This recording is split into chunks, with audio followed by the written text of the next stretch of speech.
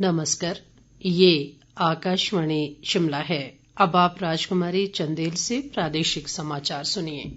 प्रदेश में कोरोना संक्रमण में लगातार वृद्धि के बीच सरकार ने सभी शिक्षण संस्थानों और मंदिरों को 10 मई तक बंद रखने का निर्णय लिया है।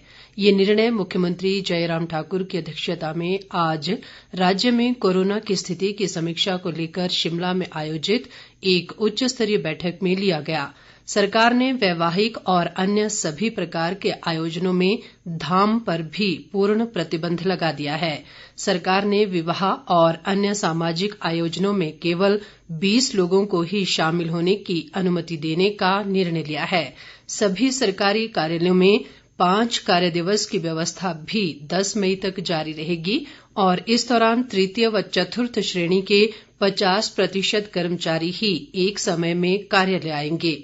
मुख्यमंत्री जयराम ठाकुर ने इस मौके पर कहा कि प्रदेश में कोरोना मामलों में तेजी से हो रही वृद्धि चिंता का विषय है। उन्होंने कहा कि सरकार इस महामारी के फैलाव को रोकने के लिए हर संभव प्रयास कर रही है और कई कठोर निर्णय भी लिए हैं। केंद्रीय वित्त राज्य मंत्री अनुराग ठाकुर ने हमीरपुर में कोरोना मरीजों को ऑक्सीजन की पर्याप्त सप्लाई सुनिश्चित करने के लिए ऑक्सीजन के 50 सिलेंडर भिजवाए हैं। इन सिलेंडरों को NIT हमीरपुर स्थित कोविड केयर सेंटर में रखा जा रहा है ताकि जरूरत पड़ने पर मरीजों को तुरंत ऑक्सीजन मिल सके। इस बीच अनुराग ठाकुर ने प्रदेशवासियों से कोरोना के खिलाफ लड़ी जा रही लड़ाई में सरकार को सहयोग की अपील की है। उन्होंने कहा कि आम जनता के सहयोग के बिना इस लड़ाई को नहीं जीता जा सकता। अनुराग ठाकुर ने कहा कि कोरोना की दूसरी लहर के कारण कई राज्यों को विकट परिस्थितियों का सामना करना पड़ रहा है और ऑक्सीजन की मांग बढ़ी है। इस मांग को पूरा करने के लिए केंद्र सरकार ने जहां मेडिकल ऑक्सीजन का उत्पादन बढ़ाया है, वहीं विदेशों से आयात होने वाले ऑक्सीजन प्लांट और मशीनरी पर उत्पाद शुल्क व कस्टम ड्यूटी भी समाप्त कर दी है। प्रदेश में कोविड मरीजों को सुविधा प्रदान करने के लिए स्वास्थ्य विभाग ने कोविड समर्पित 33 और एम्बुलेंस उपलब्ध करवाई हैं। इनमें 108 एम्बुलेंस सेवा की 13 और 102 एम्बुलेंस सेवा की 20 एम्बुलेंस शामिल हैं। राष्ट्रीय स्वास्थ्य मिशन के मिशन निदेशक डॉ निपुण जिंदल ने आज शिमला में कहा कि प्रदेश में कुल 123 कोविड समर्पित एम्बुलेंस लोगों को सेवाएं प्रदान कर रही हैं।